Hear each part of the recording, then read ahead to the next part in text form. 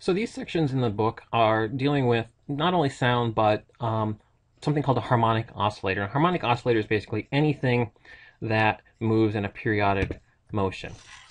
So when we're talking about sound in solids, what we're really talking about are vibrations on a series of springs. So if we go back to our ball and spring model, like so,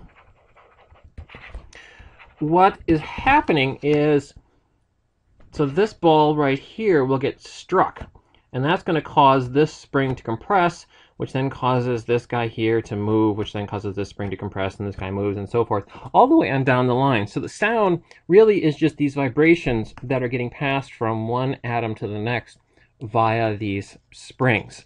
This is different than sound in water or air, where you're actually dealing with just collisions between the molecules that are free to move around.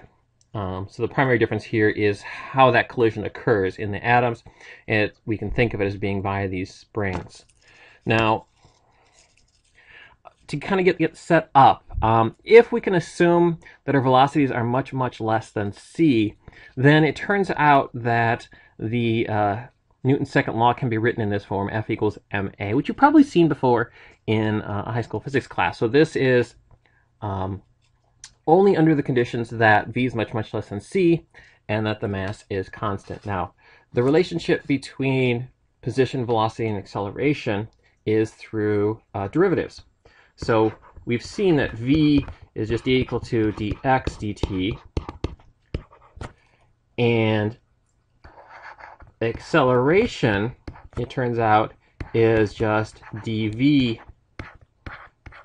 dt. In other words, the rate of change of momentum, which we can also write by plugging this in as d squared x dt squared. So the second derivative of x with respect to t is the acceleration.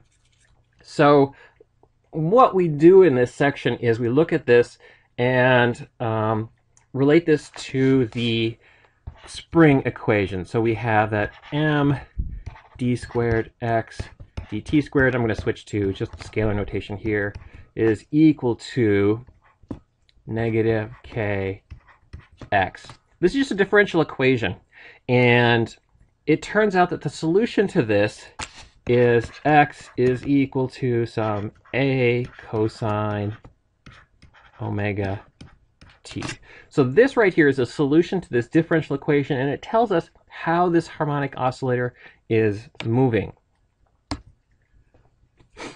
And the relationship between the different quantities, between k and m and this omega, is right here. Now, the amplitude, is something that is dependent on your initial conditions. It's dependent on how you start this thing moving. So this equation right here is primarily useful when you want to figure out how the thing is moving, where the position is. You can also find the velocity and acceleration at different times, just going back to the fact that velocity is equal to dx dt, in other words, taking the derivative of this with respect to t, and the acceleration is equal to the second derivative of x with respect to t.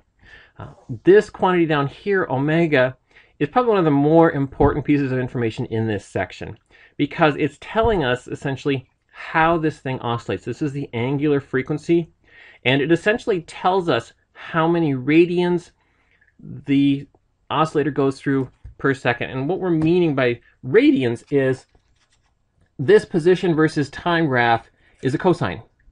We could also use sine just as well, but we've gone with cosine in this case. So cosine, as you know, is related to an angle.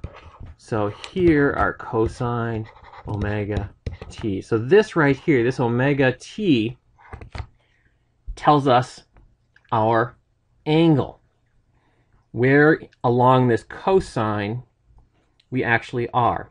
And so just looking at this, if omega t is an angle, omega has to be the rate of change of that angle. Now, one thing I want to point out is this isn't just only dealing with harmonic oscillators, this is also related to circular motion. In circular motion, it's a little bit clearer what's going on, because if you have something that's rotating around, it's pretty clear that as this thing spins, it's going to go through a certain angle, theta, every so often, and how far it goes through that is going to depend on this omega. So these two things are closely tied together. Another way of looking at it is with something that's going in a circle, if you were to plot, say, the x-coordinate of a certain point versus t, or the y-coordinate of this point versus t, you would end up with either a cosine or a sine function. So these two really are essentially the same type of motion. And in addition to omega, we also have the frequency f and the period t. Omega, f, and t essentially give us the same information. It's just different ways of writing it. So omega is more helpful when we're talking about this graph in particular, because the cosine is based on an angle. Frequency is essentially telling us how many cycles per second. In the case of the spring, it's how many times it goes up and down. In the case of the circle, it's how many times it goes around per second. So frequency is how many cycles per second. The period is actually just 1 over the frequency, and it tells us how long it takes for a single cycle, whether that cycle is a rotation or that cycle is going up and back down. That's one thing to keep in mind, is that one cycle is from here to here, or we could say from here to here. Basically, it's how long it takes, or the time it takes to go from this position and then come back to the same position.